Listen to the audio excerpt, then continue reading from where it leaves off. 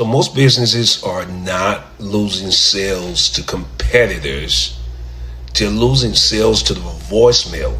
You remember that thing called voicemail that nobody ever listens to anymore? I'm going to tell you a story of one home service pro who took 48 hours to call the leads back. By then, the jobs were already booked and taken by somebody else. This is what we did. We actually came through and installed an AI instant follow-up. And in the very first week, he was able to close 3 deals. Speed to lead is not just a slogan. It's a survivor. It's winning the AI race.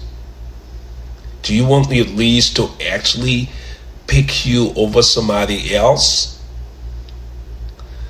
Let's talk.